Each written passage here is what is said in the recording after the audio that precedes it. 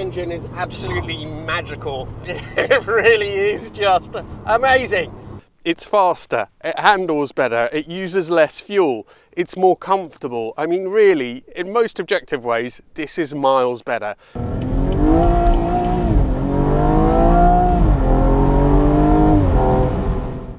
Hello everybody, I'm Jack. Welcome to number 27. This is my Alfa 147 GTA, and that is my old BMW 135i. So a set of gloves have magically appeared because it is freezing. Anyway, before this BMW, I had a Lotus Evora, and that was an absolutely awesome driving machine. At the time, I needed something more practical, and I sort of thought about what kind of hatch I could get. The only interesting thing that was around was this. Why is that? Because it's rear-wheel drive, it has a 6-cylinder engine, and by modern standards, that actually makes it quite interesting and quite unique. Everything else is front-wheel drive or four-wheel drive with a 4-pot engine. Whilst objectively, it's actually very, very, very good, I noticed that I wasn't really enjoying driving it. At the beginning, I thought it was amazing that you could get the back end out on a little hatch like this, but you can't completely switch off traction control, so it's only a limited amount of fun that you can have with that aspect of it. And I also found that unless driven incredibly hard, it was just super dull to drive. So it did everything perfectly, but driving it normally, it was incredibly boring. And that indirectly is how I ended up with the Alfa. Now, between these two cars, there is one thing that is absolutely abundantly clear. This is the better car in practically every way. It's faster, it handles better, it uses less fuel, it's more comfortable. I mean, really, in most objective ways, this is miles better. And yet I have ended up with a car which is internationally known as flawed. On top of that, the Alfa is eye-wateringly expensive to keep. So, should you throw caution out the window, get rid of your boring, more modern, really accomplished hatch, and go and buy an old Alfa or an older car which is more interesting? That's what I want to revisit today. It's been almost a year since I sold the BMW, and maybe, with the hindsight of time, benefit of time, and just having owned a few other cars, maybe I will fall back at, well, I won't fall in love with it, but maybe I will start to appreciate it again. First thing in the BMW is to put absolutely everything in massive Sport Plus, and then let's put it in manual. I've forgotten how to put it in manual. How do you put it in manual? Oh, drive and then manual. There we go. So this is as interesting as the Beamer gets. Sport Plus, dynamic traction control activated. Now, some of you may say, well, look, though, it's not really a fair comparison because the Alfa is on coilovers and this is on standard suspension. Well, two things. This has the adaptive suspension, so it can be firmed up, and it is now on its firmest setting. And secondly, the Alfa was £10,000. This, I think I sold for 16 or 15, I can't remember. But in any case, you'd have plenty of money to upgrade the suspension on the Alfa if you bought it instead of one of these.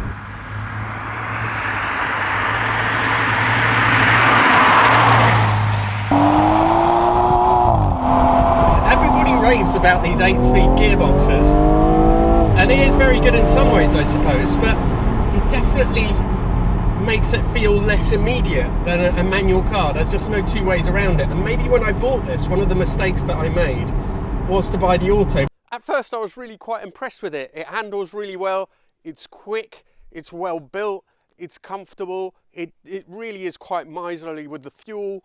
So I was like, this is just a brilliant little car. But then very subtly, certain things started to get to me about this car. So immediately I can say that, bizarrely, it feels much heavier than the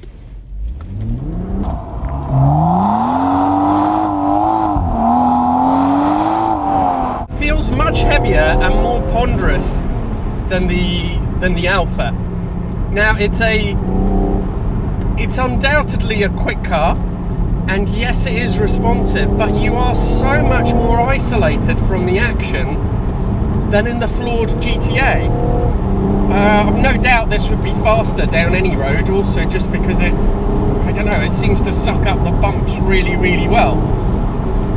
The steering feels super direct, really fast. But as I remembered it, that hasn't changed, pretty dead. It's got a nice balance through the corners. I don't know, it's really weird. It's an impressive car. It's an impressive car, but it's just so remote from the action. And yes, you can get the back end out and stuff, and it doesn't make it fun, frankly, because you're so far removed from it all. It's like being in a big armchair. It's really weird what they've done with the steering on this. I don't understand it. It's how they can make it so fast and yet so imprecise. It's just bizarre. There's no precision to it at all. It's just like you sort of point and hope it will go in roughly the right place. The weighing, and it does stiffen up when you're driving it in super sports mode, but all it does is put more weight on it. There's no more feel. What a strange car.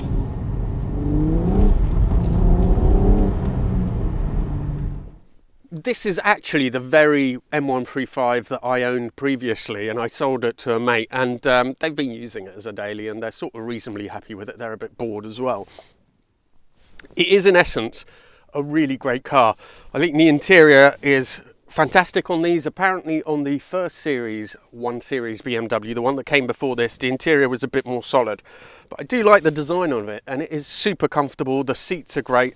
I mean, as a car, it's quite hard to fault in many ways, although it was considered the oddball of the modern hatches.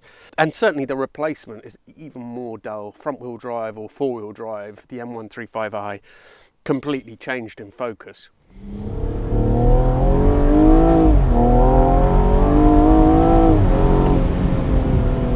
You know, there is absolutely no doubt that this is a quick car. It does still leave me pretty cold. Also, the engine, which is something that I really did like about this. After the Alfa, it feels very artificial. I think that some of the noise is piped out through those front speakers, so although it's got a really nice howl to it, it doesn't feel real, or it doesn't, I don't know, it just feels like it's going through the motions, but it's not great to drive. It really isn't. I mean, I don't know, if you put some coilovers on it, it would probably improve it. I don't know what you would do, though, about the steering. I'm not sure that there is a huge amount that could be done about that, quite frankly. It's just, it ruins, it really ruins the car.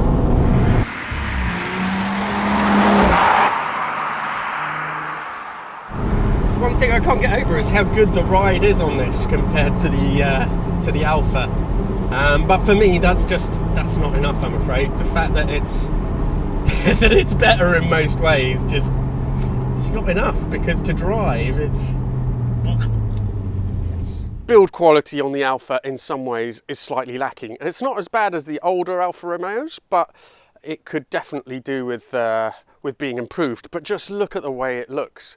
I think it's one of the most handsome hatches ever made. It's got real sort of squat, aggressive stance about it, and I just, you know, the number plate maybe doesn't look quite right where it is, but apart from that, what an amazing looking little car.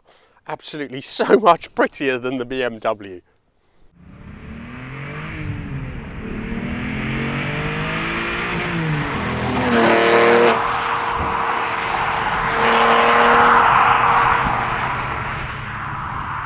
I'm really glad I have this car, despite its failings. But yeah, I look, it's not really a failing of the BMW per se. It's all these modern hatches, they're like that. Well, all modern cars are like that. They're just very remote. You don't feel plugged into them. You don't feel connected. Getting into the Alfa straight away, it feels like a much smaller car, a lighter car, which is something that really surprises me, because it isn't. I don't think it's particularly, might be a bit lighter, but I don't think it's that much lighter. Obviously I hadn't done my research properly, and after the test I looked it up, and in actual fact, the Alfa is 130 kilos lighter than the BMW according to their official figures. I'm not sure how reliable they are. I don't think that explains completely the reason why the BMW feels so much heavier to drive though. On the M135, you turn the wheel and then the car responds. On this little Alfa, it's immediate. I don't think that, again, because it's variable rate on the BMW, it's hard to tell exactly what's going on, but I don't think the steering on this is 2.5 turns lock to lock, is actually any quicker. It's quite quick for a hatch, but I don't think it's quicker than the BMW, but it feels so much better. The whole car just responds instantly. The engine, the response is instant. It's a world away from the BMW, and although, yes, this is a front drive hatch, as opposed to the rear drive BMW, both with V6, actually, the BMW has a straight six, but both with 6-cylinder engines. But as a driver's car, although this is very flawed, I think you saw me there fighting against the torque steer, for example, this is miles better. This actually feels like you're driving it. The BMW doesn't feel like you are. Going around this corner, it's precise, there's feel, it's much more flawed, but it's just so much of a fun experience driving this than driving that Beamer. There was huge expectation when the GTA came out, a really pretty little hatch with an amazing engine. It should have been fantastic, and yet when it first came out, reviews were pretty mixed on this, and that is because it came out without limited slip diff, the smaller front discs, and it suffered, and still does, from having a chassis which is quite unresolved. So the two initial things were sorted out, and I think within a year or two, most of these either had retrofitted limited slip diffs, which were really cheap to buy from Alfa. They were only about £300 to fit afterwards. Maybe they knew they'd done a mistake, and bigger discs as well. The problems with the chassis, on the other hand, have never truly been resolved on these cars. The chassis is pretty much the same as the 156, it's just a bit shorter. The 156 is known to handle a bit better than this. Now, the issue that you have, so on cars like this, you can improve the handling by putting on coilovers. This has eye-back coilovers with the Autolusso front springs, which are taller. And then it will handle, and this does handle pretty well, but the trade-off is it has a terrible ride. I have been unable to completely sort that out, so it's something that you have to live with. I don't understand why, because having looked at the suspension, it's a multi-link setup with struts. I think it could be made to ride and handle better, not just one or the other. As a driver's car, this is leagues ahead, despite the fact that it has an absolutely horrendous ride. The engine that in the BMW, it sounds, you think, well, that sounds pretty good, until you get in this, and then you can hear what a real engine sounds like, instead of that sort of artificially enhanced lump in the BMW. The Busso V6 engine, which is in the 147, is the ultimate and last incarnation of the famous Alfa V6, which started life in the GTV in the 1970s. People absolutely love them, and with good reason. It's really smooth, it's creamy, it's revvy. It is just the perfect engine. It's so much nicer, honestly. It's one of the only places where it fails is the torque steer is annoying compared to the BMW, and it does detract a little bit from the experience. But apart from that, honestly, I would rather drive this any time. I really would. It just feels so much better.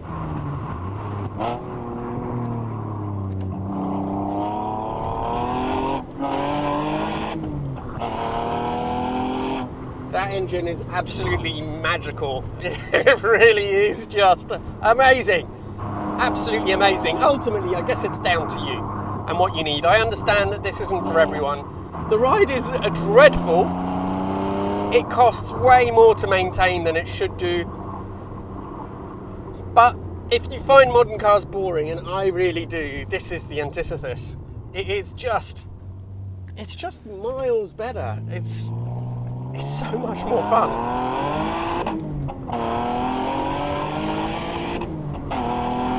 One of the most telling things is that when I had that BMW, I drove it around everywhere, massively gingerly and just didn't really, you know, I didn't enjoy it particularly. I didn't, you know, I never pushed it. This, on the other hand, I always drive it around like a hooligan, and that's just got to be, because it's just so much more enjoyable. Thanks all very, very much for watching as always. Please subscribe to the channel. Please subscribe to my Instagram as well. And I look forward to seeing you for the next video.